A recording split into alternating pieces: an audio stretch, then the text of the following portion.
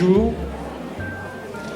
Joël Aubert, je suis le journaliste de service, le gentil animateur, ou peut-être moins gentil compte tenu du sujet qui est le nôtre. Un sacré défi que d'avoir à réfléchir sur bonheur et économie. Voilà, mais nous allons le faire avec deux témoins, je dirais qu'avec des regards qui vont être complémentaires.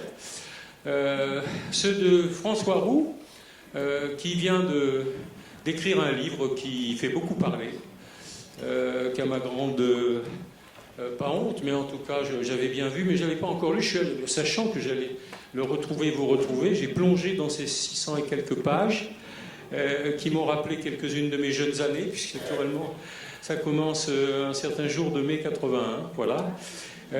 C'est un livre, un roman qui se dévore parce que son écriture permet en même temps beaucoup de moments très agréables, beaucoup de clins d'œil, et qui nous amène jusqu'à maintenant.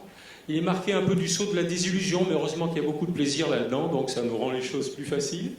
Donc on va réfléchir avec François Roux, et puis on va réfléchir aussi avec alors je sais qu'il va me tirer les oreilles, mais je vais le faire quand même, un jeune économiste qui réfléchit beaucoup, essayiste, Nicolas Bouzou, que vous avez vu pour quelques-uns sans doute sur Canal ou entendu à d'autres endroits, qui a créé sa propre société d'études et de conseils, j'ai toujours peur de me tromper, Asterès, voilà, et qui va venir avec nous réfléchir à cette question des rapports entre économie et bonheur, et nous allons essayer de le faire avec le souci de la vérité. Dieu sait, quand on aborde un sujet comme ça, il ne faut pas y renoncer, mais en même temps aussi, c'est un petit défi qui s'offre à nous en essayant de voir comment, derrière un constat un peu lourd que nous allons faire, il faut trouver des plages d'espoir, des ouvertures, et je pense que là, on va essayer, à défaut d'avoir une croissance forte, de la réinventer. Voilà.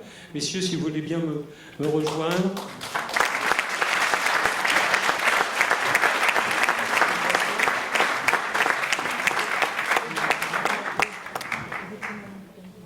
Bien. Oui, alors, j'espère que quand je dis sacré chantier, peut-être d'avoir à réfléchir à l'économie de demain, mais enfin, ça suppose qu'on voit d'où on vient et qu'on fasse aussi la part, François, des désillusions qui émanent quand même de ce roman que vous venez de publier. Comment aujourd'hui, pour résumer quand même, qui part de 81 et dont un des temps très forts c'est 2009, puis 2012, d'un président de gauche à un autre de gauche, on y a cru un peu encore dans les années 80 et maintenant on ne sait plus comment faire pour tenter d'y croire. En fait, c'est un roman sur l'apprentissage. Ces 4 garçons qui sont en province, qui sont en Bretagne, et qui ont 17 ou 18 ans le jour de l'élection de François Mitterrand à l'élection présidentielle, et qui, effectivement, sont à un moment charnière de leur vie, comme la France était à un moment charnière de sa vie, puisqu'on sort des 30 Glorieuses, Nicolas va me corriger si je dis des bêtises, mais on sort des 30 Glorieuses, et c'est vrai qu'il y a un capital extraordinaire qui a été, enfin, un espoir qui a été placé dans François Mitterrand le 10 mai 81. Moi, je compare ça un peu à ce qui s'est passé aussi pour les Américains avec Obama, où tout d'un coup, c'était l'homme providentiel, et on s'est dit, cet homme va nous sauver, va nous donner le bonheur, ça va être formidable. On sait très bien que d'abord, c'est des êtres humains, ce sont des êtres humains, donc c'est pas si simple.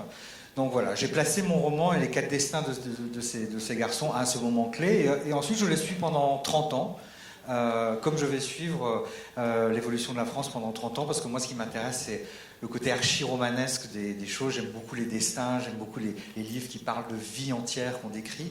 Donc là il se trouve que c'est quatre vies qui s'entrecroisent, qui entrecroisent l'histoire également. Et effectivement j'aime bien dans la littérature, on en parlait tout à l'heure avec Nicolas, la manière de parler de la société tout en parlant des gens qui vivent dans cette société.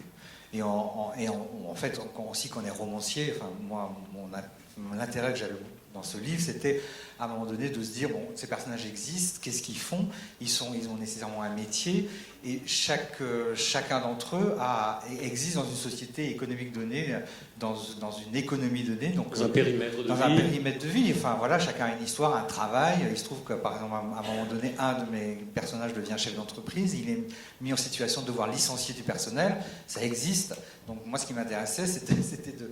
Par exemple, j'ai beaucoup travaillé avec des spécialistes. Donc j'ai vu des chefs d'entreprise, des dirigeants de grosses entreprises, et qui m'ont expliqué comment le mécanisme en fait, pour, par exemple, licencier les gens. Voilà. Et moi, ça m'intéressait de remettre ça dans un contexte romanesque et de voir comment ce fait économique pouvait avoir des incidences, par exemple, sur la vie privée. Donc voilà, le roman, c'est ça, c'est la grande histoire qui se mêle des petites histoires des gens. Ce qui rend compte aussi de ce titre, Bonheur national brut. Ça veut dire qu'on est dans le réel, quoi. Le bonheur national brut, d'abord, c'est un indice qui existe vraiment, qui est peut-être un peu mis à mal ces temps-ci, mais c'est un indice qui a été inventé par le roi du Bhoutan dans les années 50, je crois, ou 70, qui en fait était un indice alternatif qui permettait de rendre compte du niveau de vie de son peuple. Donc voilà, cet homme, ce monarque, voulait donc estimer le bonheur de son peuple, ce que je trouvais déjà extraordinaire, parce que je trouvais que c'était un pied de nez poétique, assez poétique à tous les acronymes dont on est par ailleurs inondé. Et le titre m'a vraiment, vraiment beaucoup interrogé, donc j'ai voulu faire... je l'ai utilisé pour ce roman qui parle effectivement du bonheur, la manière d'y arriver, et voilà. Bien. Pardon. Nicolas Ouzou, ce travail d'analyse que vous faites en permanence, ce n'est pas ça qui motive naturellement votre réflexion, c'est aussi, comment dirais-je, une manière de vous projeter, d'imaginer comment demain pourrait être mieux. Et est-ce que c'est une exigence de tous les instants, d'une certaine façon? À la fois, on étudie, mais en même temps, on cherche, on se projette. C'est-à-dire, moi, globalement, ce qui m'intéresse, c'est l'avenir. Ce qui est déjà un truc en ce moment qui est baroque, parce que les gens achètent un livre qui s'appelle Le suicide français, qui leur explique que c'était mieux avant, et que le TGV, le Concorde et De Gaulle, c'était bien. Le Concorde s'est craché, le TGV ne s'exporte pas et De Gaulle n'est pas disponible en passage. Donc, résumé puissant. Voilà. Alors, moi je m'intéresse aussi au passé, j'aime beaucoup l'histoire, mais vous connaissez la phrase de Woody Allen, comme je vais aller ces prochaines années dans l'avenir, c'est ça qui m'intéresse. Et alors je le dis sur le ton de la boutade, mais surtout, si vous voulez, moi ma conviction, c'est que je suis persuadé que les potentialités économiques devant nous sont absolument prodigieuses. Et au fond, ce que je fais, c'est pas de la prévision, c'est pas de la prospective. Pour une raison simple, c'est que je ne sais pas faire ça. J'ai déjà essayé de prévoir, je me trompe tout le temps. Je suis pragmatique, donc j'ai arrêté. Ça vous dispense peut-être de critiques parfois trop sévères sur le thème les économistes prévoient l'avenir, ils se trompent tout le temps. Non, mais surtout, je crois que c'est pas très intéressant de prévoir l'avenir. Ce que j'essaie de me dire, c'est j'essaie de comprendre la réalité et j'essaie d'isoler les faits, les nouveautés qui me semblent importantes et structurantes pour l'avenir. Et donc je regarde, j'observe, j'analyse. Et je sais bien que les thèmes dont on parle beaucoup en France, ce sont les termes de dépression, ce sont des termes des notions de déflation. Je comprends très bien ça et je le vois, et c'est une réalité. Mais moi, je m'intéresse aussi aux impacts économiques de la voiture sans chauffeur, aux impacts économiques des drones, aux impacts économiques de l'intelligence artificielle, aux impacts économiques des nanotechnologies, aux impacts économiques de l'hôpital du futur, qui ne sont pas du tout des questions de science-fiction. Moi, je travaille beaucoup dans l'économie de la santé, mais qui sont des choses qui sont en train d'arriver là. En ce moment, la voiture sans chauffeur, elle roule. Alors, si vous voulez, moi, mon diagnostic sur la voiture sans chauffeur, c'est que la voiture avec chauffeur, dans 10 ans, sera interdite. Parce que la voiture sans chauffeur a quand même un impact très positif sur la sécurité des personnes. Vous savez que la voiture sans chauffeur n'a pas eu d'accident. Il y a eu un seul accident aux essais quand quelqu'un a touché le volant. Et donc, les Américains qui sont assez pragmatiques ont dit il suffit de supprimer le volant. Et du coup, ils vont aussi supprimer le frein parce qu'ils se sont dit peut-être que quelqu'un pourrait freiner, ce qui serait terrible aussi. Et alors, le lobby, évidemment, qui est le plus intéressé par ça, c'est le lobby des cyclistes. Parce que vous avez remarqué que quand vous conduisez votre voiture, vous tournez à droite ou à gauche, souvent vous tuez un cycliste parce qu'il y a un angle mort, alors que la Google Car, elle, contrairement à votre coup, tourne à 360 degrés. Et donc, bon, alors je prends cet exemple-là, mais vous voyez, ça c'est pas de la science-fiction, c'est un exemple d'innovation qui est là, qui arrive, elle roule dans le Nevada, en Californie, dans un troisième état qui m'échappe. Ce sont encore des tests, des prototypes, mais voilà, c'est quelque chose qui va transformer profondément l'économie et la société. L'intelligence artificielle, alors d'ailleurs on pourrait se rejoindre peut-être sur une certaine forme de pessimisme, l'intelligence artificielle c'est quand même quelque chose qui est très important. Au moment où on parlait beaucoup d'ArcelorMittal, etc., ce qui est très légitime, mais le Times Magazine avait interviewé Stephen Hopkins, vous connaissez ce physicien Stephen Hopkins qui a la maladie de Charcot, qui explique, donc c'est pas un farceur, c'est un type qui est pas, il est intelligent et pas drôle, donc vous pouvez lui faire confiance. Et ce que nous dit Hopkins, c'est l'intelligence artificielle est la plus grande innovation de l'histoire de l'humanité. Quel dommage que ce soit la dernière. Et oui, parce que l'intelligence artificielle étant plus intelligente que nous dans 2 ou 3 ans, du point de vue probabiliste, elle a une chance sur 2 de se retourner contre nous, et comme elle est plus intelligente, on aura du mal à l'arrêter. Voilà.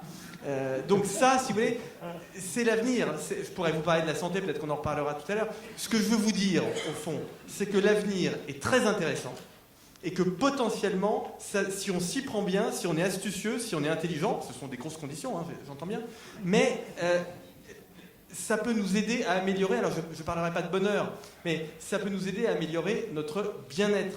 Et la croissance économique, elle sert à ça. La croissance économique, c'est pas seulement de l'argent, ce qui est déjà très bien. C'est très bien, parce que quand les gens ont moins d'argent, ils sont moins heureux. Donc, vous voyez bien que dans les pays dans lesquels il y a des récessions, les gens n'aiment pas. Bon. Donc, c'est quand même qu'il doit y avoir quelque chose. Mais c'est pas que ça. La croissance économique, je vais vous donner l'une des conséquences indirectes de la croissance économique, mais néanmoins l'une des conséquences les plus visibles de la croissance économique, qui est quelque chose qui nous intéresse, c'est l'augmentation de l'espérance de vie. Avant la révolution industrielle, en 1790 en France, l'espérance de vie à la naissance était à 29 ans. Alors il y avait beaucoup de mortalité infantile. D'accord ? Donc si vous enlevez la mortalité infantile, les gens pouvaient vivre jusqu'à des âges canoniques, 30, 40 ou 50 ans. Parfois, exceptionnellement, un petit peu plus tard. Mais à partir du moment où vous avez eu ce mouvement de croissance économique, vous avez une augmentation très forte de l'espérance de vie. D'accord ? L'augmentation de l'espérance de vie au XIXe siècle est secondairement liée au progrès de la médecine. Hein. Ça agace toujours les médecins. Mais ce qui a contribué, le premier facteur de l'augmentation de l'espérance de vie, c'est le fait que les gens ont pu se chauffer, qu'ils ont pu s'habiller, qu'ils ont pu manger 3 fois par jour. Donc c'est ça qui a permis de lutter contre les maladies, les problèmes d'hygiène, etc. La médecine a eu un impact important, mais après. Donc vous voyez ce que je veux vous dire, et je vais m'arrêter là, mais pour l'instant, mais c'est qu'il ne faut pas perdre l'espoir dans la croissance économique. La croissance économique, alors on dit toujours elle peut revenir, c'est idiot, la meilleure définition de la croissance économique, c'est ce qu'on va faire. La croissance économique, c'est ce qu'on va faire. Voilà, donc on ne peut pas dire ce qu'on va faire va revenir du ciel, etc. Ce qu'on va faire, c'est ce qu'on va faire. Voilà. Donc ça, c'est la croissance économique. Et je pense que ça peut nous apporter des choses très intéressantes. Ça peut apporter tout un tas de problèmes, ça peut aussi apporter des choses intéressantes. Très bien, merci. Est-ce que vos 4 garçons, au fond, ils attendent un peu une réponse sur le terrain de l'avenir qu'évoque, au fond Ils sont de toute façon en situation de devenir des adultes dans une société qui les conditionne d'une certaine façon. Donc ils espèrent beaucoup de cette société. Moi, je n'ai pas envisagé du tout le bonheur d'un point de vue purement économique. Moi, je regarde la manière dont les gens évoluent, comment est-ce que les rêves se défont, comment est-ce qu'on se construit en tant qu'adulte. Et il se trouve que c'est dans cette période un petit peu qui a marqué quand même les esprits, qui est de 81 à 2012. C'est-à-dire qu'on est arrivé lentement à cette société de 2012, mais tous les outils qu'on a mis en place, par exemple, les outils de libération, par exemple, la circulation des capitaux, etc., c'est 86, le MATIF, c'est 86, c'est des outils qui permettaient de se prémunir contre les variations de taux d'intérêt, de taux de change. Donc on est lentement arrivé à la société. C'est pas tout d'un coup à une société qui s'est construite et où on s'est dit voilà, le chômage était de 1,9 million en 81 sous Mitterrand. Donc il y avait déjà Donc ils arrivent dans une société où il y a effectivement beaucoup d'espoir en 81, mais très très vite on sent très bien qu'il y a des illusions qui arrivent. Le ministre des Finances de l'époque, Delors, dit en décembre 81, stop, on arrête le bal des réformes, alors que la retraite à 39 ans, à 60 ans, pendant les 39 heures, elle est votée en janvier par le gouvernement Monroy. Donc on est déjà dans une société qui fait un peu marche arrière. Et voilà, donc ces 4 gamins accompagnent cette société qui est pleine de contradictions, où aussi l'argent est très important, la circulation de l'argent. Voilà. Il y a un moment donné où un des personnages de mon livre se construit et il voit un mec à la télé qu'on présente comme le sauveur des entreprises en difficulté, c'est Bernard Tapie. Le mec, il est en prépa HEC, il regarde ça, il regarde Antenne 2 avec Hervé Claude, le moustachu, qui présente Bernard Tapie, et il se dit, ce mec, il est formidable. Sauf que Bernard Tapie, c'est quand même on est en plein boom socialiste. Donc il y a énormément de contradictions effectivement liées à l'argent, et mes personnages vont être embarqués effectivement à la fois dans leurs propres contradictions, puisqu'ils se construisent en tant qu'adultes, et aussi dans les contradictions de ce monde qui va effectivement jusqu'à ces années 2008, effectivement, où la crise financière a été la plus visible. Et jusqu'à les années 2012, l'élection de François Hollande. Donc à un moment donné, le soir de l'élection de François Hollande, ils ont 50 ans, enfin 47 ans en l'occurrence, et ils se disent, voilà, ils observent en tout cas que la joie que certains ressentent à l'élection de François Hollande, ou la déception, elle est 1000 fois moins intense que ce qu'ils ont vécu en 80. Donc quand on regarde 30 ans plus tôt, c'est à la fois un regard sur la France qui s'est passé, mais c'est aussi un regard sur leur propre évolution. C'est-à-dire que qu'est-ce qu'on était il y a 30 ans, comment est-ce que... Voilà, c'est le moment où, en général, on fait le point dans sa vie. Et voilà, donc tout ça, c'est entremêlé, mais effectivement, l'économie du bonheur, puisqu'on parle de ça, c'est évidemment quelque chose qui m'intéresse, mais que j'essaie d'entremêler de manière pas trop basse au monde, j'espère. Nicolas, je suis tenté de revenir un instant par rapport à votre propos et sur toutes les bonnes raisons, quelques-unes que vous avanciez là, de croire en l'avenir. Bon. Pour vous poser la question suivante, comment on fait dans une société comme la nôtre aujourd'hui, qui est quand même en perte de confiance globalement, comment on fait quand on tient ce discours pour entraîner un pays où il y a beaucoup de jeunes qui sont à la recherche d'emploi et où il y a un plus grand nombre que jamais de seniors qui n'en ont plus, qui savent qu'ils n'en trouveront peut-être pas. Alors, déjà, je pense que la base, c'est de tenir ce discours. Oui, déjà, ça, c'est vrai.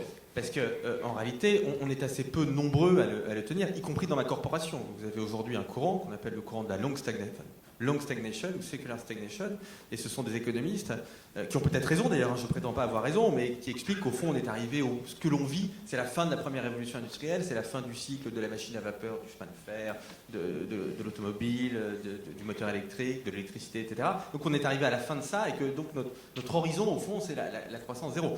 Moi, je l'ai dit, je ne pense pas ça. Je pense au contraire qu'on est certes à la fin de quelque chose, mais qu'on est aussi au début de quelque chose qui est potentiellement prodigieux. Mais je crois que ce qu'il faut bien expliquer, vous prenez la question de l'emploi et du chômage. Il y a une phrase terrible prononcée par François Mitterrand qui était dans le domaine du chômage, on a tout essayé. Je me permettrai de la corriger. On a essayé tout ce qui ne marchait pas. Parce que je peux vous dire qu'il y a beaucoup de choses qui marchent. Et d'ailleurs, pardonnez-moi, je fais une incidente de circonstance. Mais quand vous voyez que le prix Nobel de l'économie français, spécialiste du marché du travail, qui, à mon avis, détient les 2 tiers, connaît les 2 tiers des réformes qui sont à faire, en plus il a travaillé sur la méthode pour revenir au plein emploi. Et quand je vois qu'il est auditionné au Sénat et qu'il y a 12 sénateurs de présents, je me dis, il y a du boulot. Donc c'était cette semaine. Là, pour le coup, c'est vrai que j'ai été obligé de boire un verre de vin après, parce que il fallait que je trouve une très bonne nouvelle pour l'économie. Il fallait que je trouve un truc pour me remonter le moral. J'ai trouvé ça dur. Je trouvais que c'était un manque de respect vis-à-vis de lui, et puis surtout, il m'avait semblé comprendre que le chômage était un problème en France. Bon.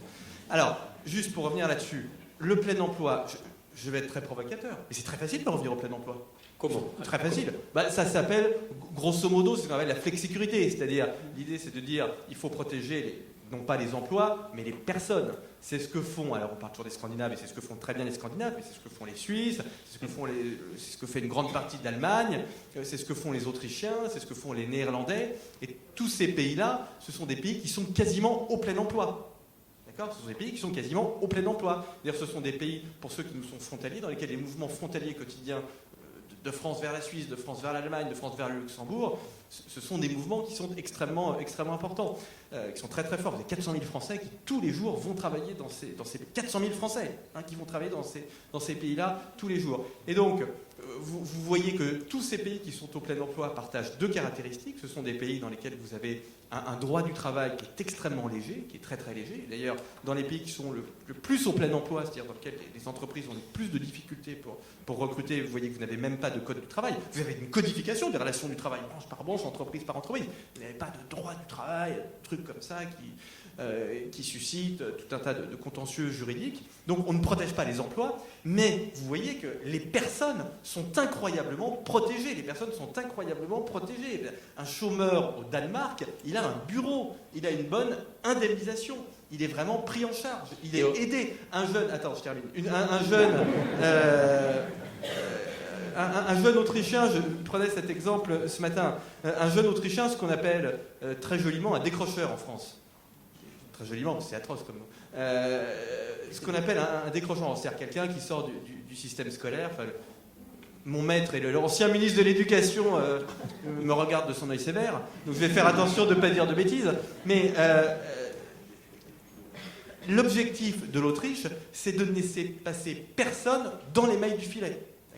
Et donc les Autrichiens, vous allez voir que ce n'est pas une question d'idéologie, vont très loin. C'est-à-dire qu'ils créent... Alors vous n'avez pas de droit du travail en Autriche, mais, et ça je pense que même Staline n'y avait pas pensé, vous avez des PME d'État qui fabriquent, je sais pas, des tables, des trucs comme ça, du parquet, peu importe d'ailleurs que ce soit vendu ou pas, mais des PME d'État pour recruter en apprentissage, entre guillemets, les immigrés qui ont des difficultés d'intégration, les gens qui sortent de prison, tous ceux que le marché spontanément n'intègre pas. Donc vous voyez, il y a des trucs pour revenir au plein emploi.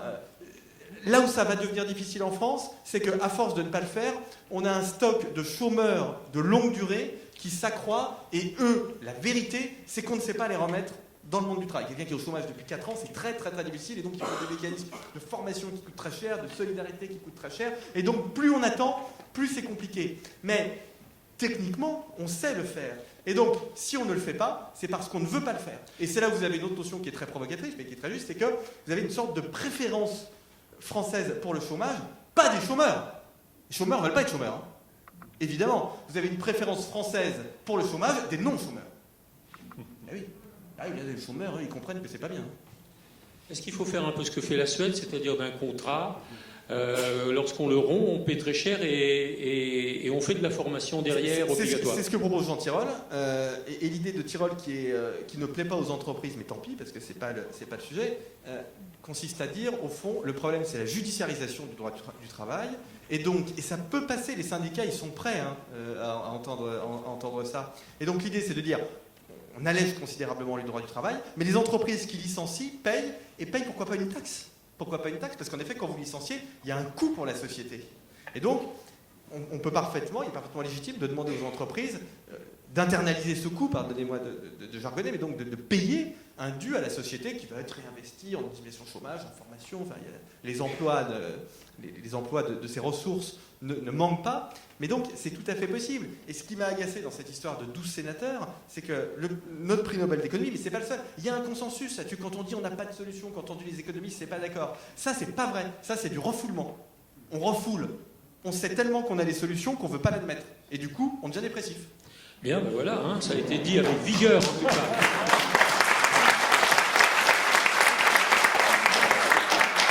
En tout cas, ça fera peut-être débat tout à l'heure, et tant mieux, parce qu'effectivement, il faut aller plus loin. Voilà. Et alors, pardon, mais quand vous entendez ça, vous pensez qu'on va y arriver, qu'on peut y arriver? Bah oui, c'est le vrai sujet, effectivement. Alors après, quand on observe, par exemple, il y a un sondage qui est sorti en 2013 qui dit, par exemple, que les Français sont les plus pessimistes du monde devant les Irakiens et les Afghans, qui ont quand même de grosses raisons d'être malheureux et de se plaindre. Donc, après, je ne sais pas, moi je ne suis pas économiste, donc je suis écrivain, mais ces questions m'interrogent. Comment est-ce que on peut vivre aussi, puisqu'on parle de bonheur, comment est-ce qu'on peut vivre dans l'idée qu'on est... alors on parle de French bashing, on parle de ce manque de fierté par rapport à la nation, etc. C'est des choses qui sont très compliquées. C'est très compliqué, je trouve, de faire bouger les choses en France, et aussi parce qu'on est dans un État qui est un peu pessimiste. Donc voilà, je me tourne vers Nicolas. Est-ce que c'est pas plus difficile en France, même si on a des méthodes, effectivement, qui pourraient ramener, par exemple, le plein emploi? Est-ce qu'on n'est pas dans une situation en France qui est plus pesante peut-être que dans d'autres pays européens? Parce que moi, c'est ce que j'observe, ce que j'ai décrit dans mon livre aussi, c'est la pesanteur d'un système et la pesanteur d'un état d'esprit. Mais ça c'est clair. Enfin, toutes les études montrent qu'en effet, il y a un pessimisme qui est très fort en France. Et vous avez ce qu'on appelle les enquêtes Eurobaromètre. Vous savez, on pose qui sont publiées par la Commission européenne, qui sont très intéressantes parce qu'on pose aux Européens, à tous les pays européens, toutes les opinions publiques des pays européens, la même question. Et donc ça permet de comparer les réponses. Et on voit que les Français sont ceux qui ont le moins de confiance dans les politiques, qui ont le moins confiance dans la justice, qui ont le moins de confiance dans les entreprises, qui ont le moins confiance dans les partenaires sociaux, qui ont le moins confiance dans les médias, absolument. Et donc on voit bien qu'on a quand même une spécificité française qui, à mon avis, est liée au fait que la superstructure politique commet une erreur de jugement. Ce que je veux dire par là, c'est que je vais prendre la question autrement. Il faut regarder la cote de popularité de l'exécutif aujourd'hui. Elle est très faible. D'accord ? Vous regardez la cote de popularité des exécutifs de pays qui ont mené des réformes très douloureuses et avec lesquels on peut être en désaccord. Prenez l'Espagne, prenez le Portugal, prenez la Grèce. La Grèce, c'est pas la France, hein. Bon. Anthony Samaras, Premier ministre grec, sa cote de popularité doit être de l'ordre de 20-25%. C'est pas beaucoup, hein. C'est 2 fois plus que l'exécutif français. D'accord ? Pourquoi ? Parce que le coût politique de l'inaction est terrible. Parce que le coût politique de l'inaction, c'est que personne n'est satisfait. Le coût politique d'une action contestée est important. C'est le fait que vous embarquez avec vous une petite partie de la population et vous montez contre vous une grosse partie de la population. Mais vous embarquez avec vous une petite partie de la population. D'accord ? Moi, j'ai rencontré, là, pour mon prochain livre récemment, le ministre de la fonction publique espagnol. Le ministre de la fonction publique espagnol. Là aussi, hein. Je veux dire, c'est pas président du Conseil régional d'Aquitaine, que j'aime beaucoup par ailleurs, mais c'est dur. Hein. Bon. Il me dit, le gouvernement de centre-droit espagnol va peut-être gagner les prochaines élections. C'est pas sûr, hein. C'est pas gagné. Mais c'est possible. S'il y avait une élection présidentielle demain, assez peu de gens ici pensent que l'actuel président de la République serait réélu. Et pourtant, il a fait des choses qui ont été... il a moins fait de choses impopulaires que ce qu'a fait le gouvernement espagnol ces dernières années. Donc je crois que ce qui est le plus pénalisant, c'est l'inaction. Et il me semble, je ne suis pas psychologue, mais il me semble que ce qui excite considérablement le corps social français, c'est qu'ils ont l'impression que rien ne bouge, que rien ne change, qu'il y a des tabous. Enfin, regardez, quand Emmanuel Macron a parlé d'illettrisme chez GAD, vous savez qu'il y a de l'illettrisme chez GAD. C'est terrible, hein, c'est eux les premières victimes. Qu'il y a de l'illettrisme. Il y a entre 7 et 8% de la population française qui est illettrée. Et vous savez quoi ? Quelqu'un qui est illettré, qui se fait virer d'une usine à 35 ans, dans le contexte que j'ai décrit tout à l'heure, qu'on appelle dans mon jargon croissance économique biaisée, c'est-à-dire une croissance économique qui génère une demande de travail qualifié, mais qui diminue la demande de travail non qualifié, ce qui explique une partie du malaise, bien évidemment. C'est-à-dire que cette personne-là, elle ne retrouvera pas, si elle a 35 ans, c'est-à-dire qu'elle va vivre toute sa vie sans emploi. Et donc, quand on parle d'illettrisme, on est obligé de s'excuser à l'Assemblée nationale l'après-midi. C'est-à-dire que ça, c'est une pathologie psychologique. L'usage qu'on en fait, ça mérite... c'est difficile, hein, c'est délicat. Non, mais c'est délicat, d'accord. Mais le premier... J'ai bien entendu et j'ai bien vu toutes les polémiques autour, on les a tous vues. Si vous allez et en même temps, celui qui avance l'illettrisme, il porte avec lui le poids de la superstructure. Il est en plus. Ce que je veux dire, c'est que, je vais un peu forcer le trait, pardonnez-moi, mais là, je trouve qu'on régresse un peu au stade de société magico-religieuse. C'est-à-dire qu'on est un peu dans les tabous, on est un peu dans les interdits. Si on ne dit pas les choses, mais comment voulez-vous que... Je vais prendre une anecdote, pardonnez-moi, j'aime pas citer d'anecdote, mais ça m'a beaucoup frappé, et peut-être que ça répond en partie à la question sur le malaise français. J'étais au Danemark il y a quelques semaines. Parler de la Suède est d'ailleurs aussi un pays dans lequel on dit les choses. Prenons le cas du Danemark. Le Danemark, c'est pas un pays de sauvages. Vous avez vu Borgen, la série danoise. Première ministre danoise, elle est super sympa, elle est bien pensante, donc il n'y a pas de problème. Et quand j'y étais, le leader de l'extrême droite avait tenu des propos absolument outranciers à l'égard de la communauté musulmane. Et donc elle a fait une déclaration en disant ces propos sont outranciers, inacceptables, néanmoins cela ne doit pas nous empêcher de poser sur la table le problème de l'intégration de la communauté musulmane. Alors là, j'étais comme vous, soit vous êtes endormi ou stupéfait. Ils ne sont pas endormis, je crois pas. Moi j'étais stupéfait, parce que bien évidemment, j'imagine bien qu'en France, de tels propos auraient créé un psychodrame, et je pense que c'est un problème. Je pense que si on ne se dit pas les choses, mais je dis c'est freudien, quoi. Si vous refoulez, vous devenez schizophrène, dépressif, vous tapez votre conjoint, j'en sais rien.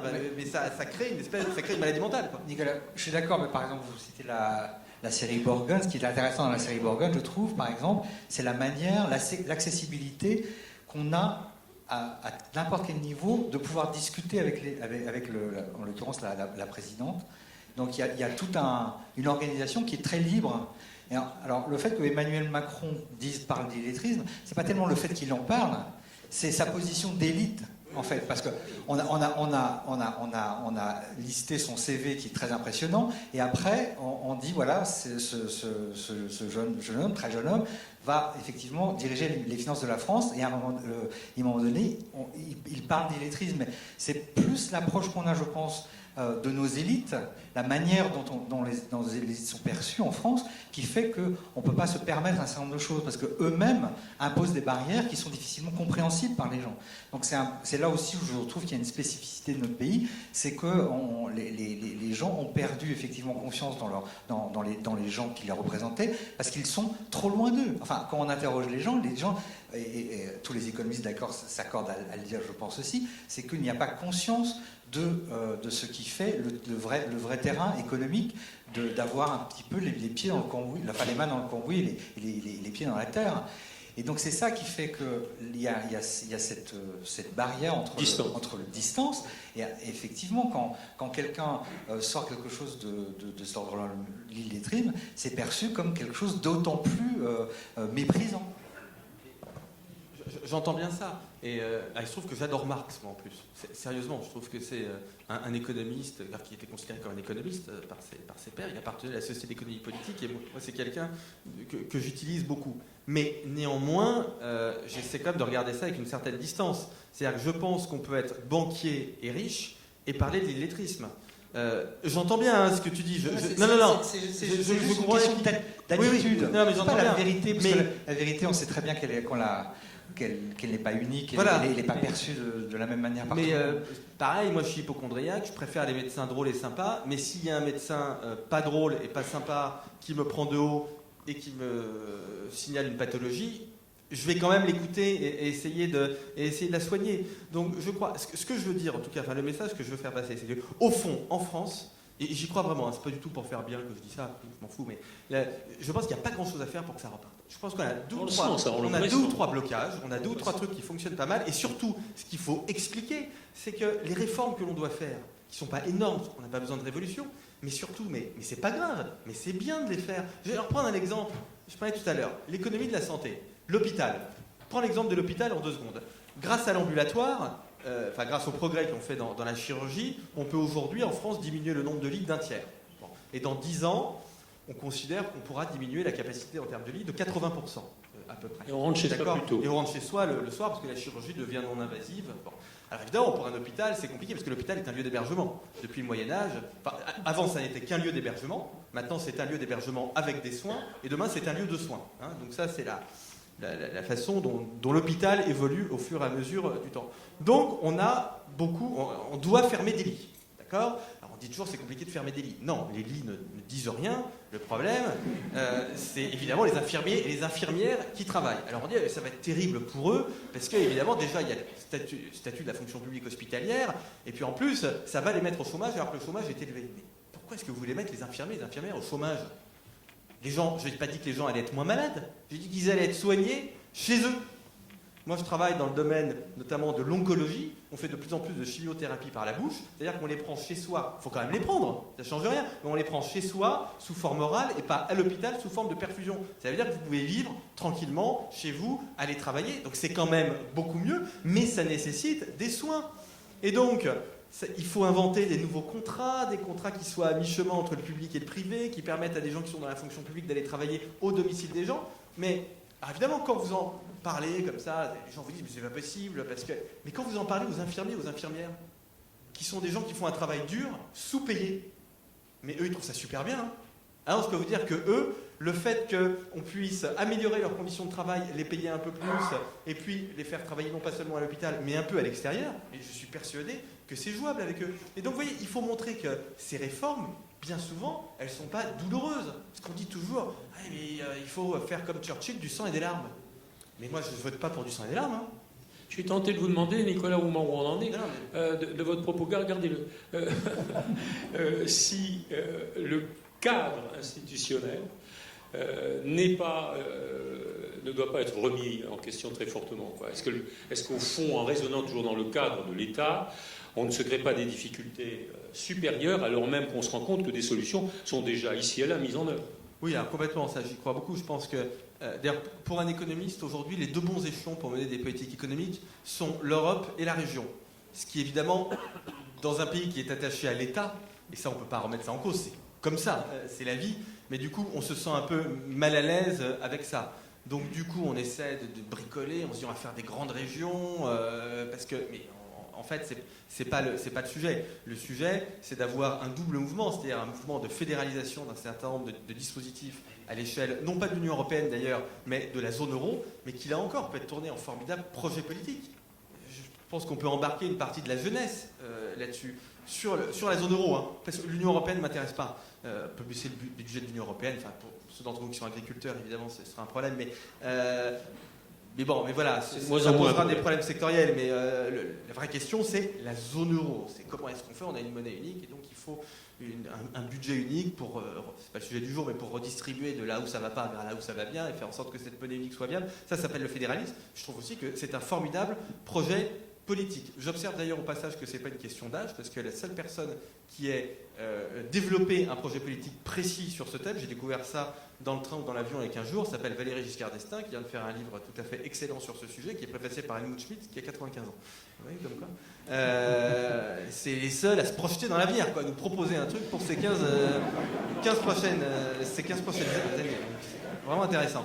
Bon, alors, je referme. Donc, vous avez ce niveau européen et ce niveau régional. Mais là aussi, ça peut enthousiasmer les gens. Parce que moi, je trouve personne en France pour me dire on va s'y mettre, on va se retrousser les manches et on va redresser la France.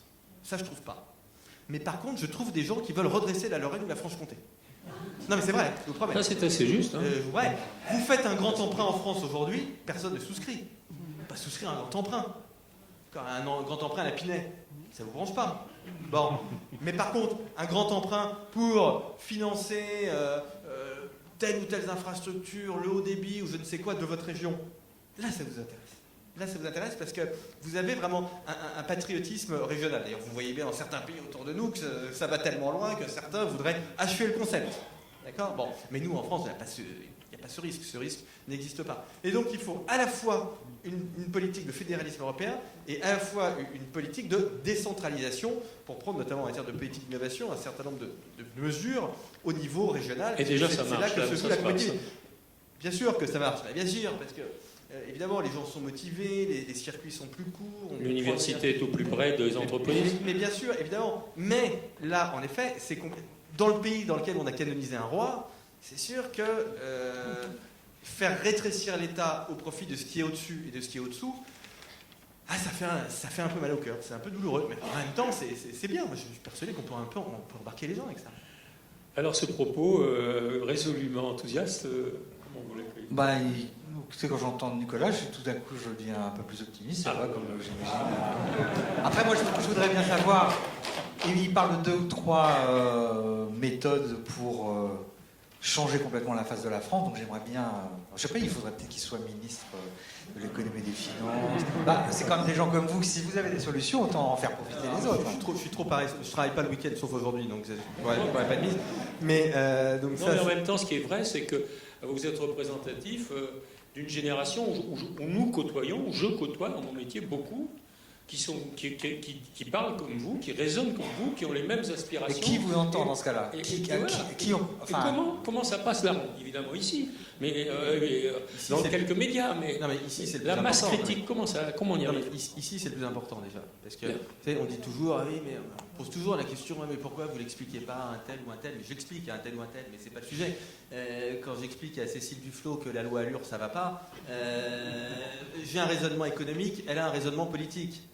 Donc, comme on ne parle pas la même langue, si vous voulez, autant que je retourne chez moi, aller chercher mes enfants et qu'elle aille faire son truc politique. On ne va pas perdre notre temps à parler 1 heure parce qu'on ne parle pas de la même chose. Donc, on ne se mettra pas d'accord. Donc, ça, c'est pas utile. Ce qui est important, c'est vous, c'est nous. C'est-à-dire, c'est l'opinion publique. On est dans des démocraties représentatives. Donc, c'est quand même vous qui donnez l'impulsion. Et d'ailleurs, pardonnez-moi, hein, je vous le dis très gentiment, mais qu'est-ce que vous reprochez? Enfin, je parle à 51% d'entre vous.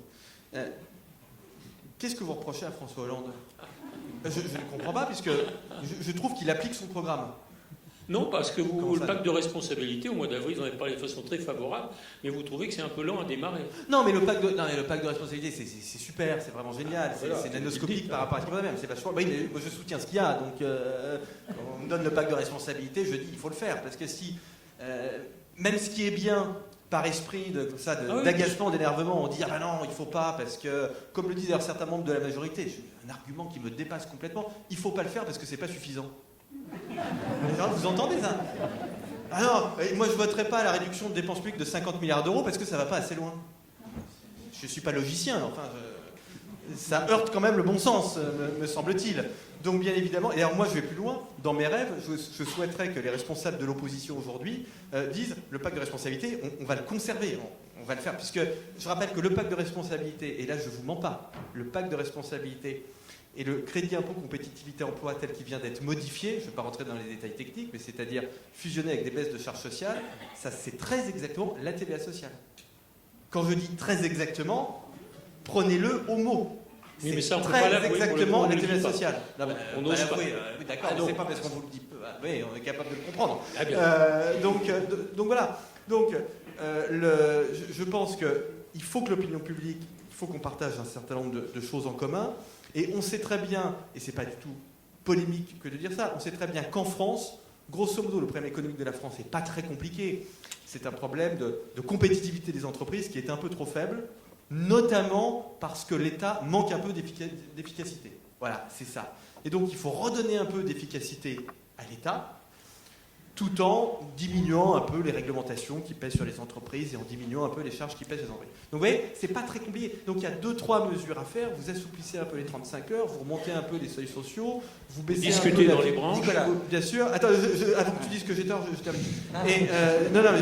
Et donc, franchement, 3 ou 4 mesures à court terme, et vous allez voir, c'est comme quand vous avalez un gros cachet, il faut le déglutir.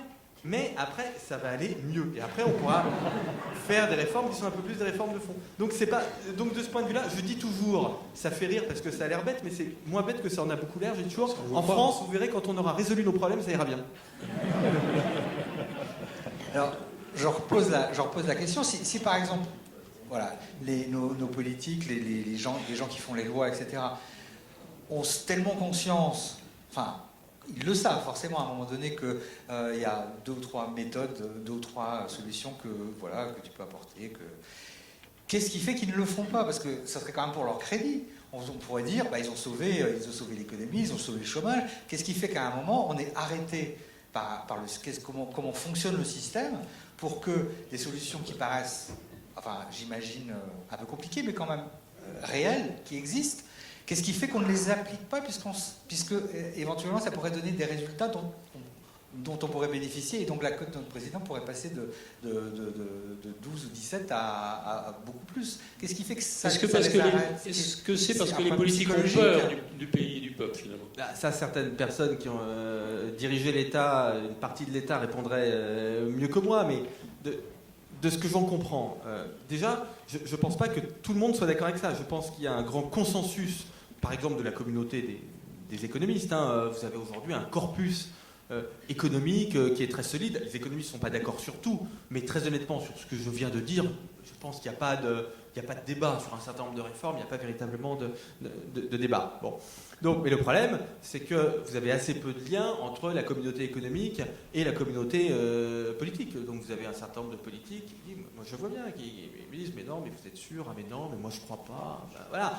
Donc ça, c'est une première difficulté. Bon, la plus grande difficulté, c'est que les gouvernements pensent que vous ne voulez pas ça. C'est ça le truc. D'accord ? Mais c'est aussi de votre faute. C'est parce que vous, les économistes, vous n'exprimez pas assez vos préférences. Vous avez un livre merveilleux qui est sorti en 1970 d'un économiste allemand, enfin américain, d'origine allemande, qui s'appelait Albert Hirschman, qui a écrit un livre qui s'appelait Exit, Voice and Loyalty. Et l'idée d'Hirschman, c'était de dire, quand vous n'êtes pas satisfait de quelque chose, quand vous êtes un client qui n'est pas satisfait de son entreprise, quand vous êtes un salarié qui n'est pas satisfait de son employeur, quand vous êtes un citoyen qui n'est pas satisfait de son gouvernement, vous avez deux alternatives. Soit l'exit, c'est-à-dire vous partez, vous quittez le pays, soit le voice, c'est-à-dire vous exprimez votre mécontentement. Et c'est ça qui va signifier le fait que vous êtes loyal. C'est le fait d'exprimer d'une façon ou d'une autre, soit de voter avec ses pieds, comme on dit dans le langage courant, soit d'exprimer votre mécontentement. Et ce qui est très frappant dans le cas de la France, c'est qu'aujourd'hui, vous n'avez ni l'un ni l'autre. C'est-à-dire que les phénomènes d'exil, de départ, en réalité, sont assez faibles, sont très concentrés sur une classe, comme diraient les marxistes, qui est grosso modo la classe des gens qui ont créé une entreprise et qui l'ont revendue assez rapidement en faisant une culbute financière très importante. Eux partent avant de vendre leur boîte, ça c'est très clair. Mais si vous voulez, il faut regarder la population française, c'est pas vidé. La population de Détroit a diminué d'un tiers ces 10 dernières années. Donc à Détroit, vous avez une stratégie d'exit qui est très forte. Voilà. Bon, en France, vous n'avez pas un tiers de la population qui est partie. Donc ça ne se voit pas. Mais vous n'avez pas non plus d'expression véritablement des préférences en France. Moi, je le vois bien auprès des chefs d'entreprise. Quand je fais une intervention auprès des chefs d'entreprise, ils me disent, donc je leur parle de l'économie, de l'innovation, des théories économiques, etc. Puis la première question, c'est pourquoi est-ce que le gouvernement est bête ? Alors, je ne sais rien. J'y suis pour rien, parce que souvent il y a aussi cette analogie. Quand vous avez quelqu'un en face de vous, vous en prenez à lui. Et puis surtout, moi, je crois que, en plus, le gouvernement n'est pas bête en l'occurrence, donc c'est autre chose. C'est sans doute plus profond que ça. Mais je pense que, au fond, la France n'exprime pas bien ses souhaits.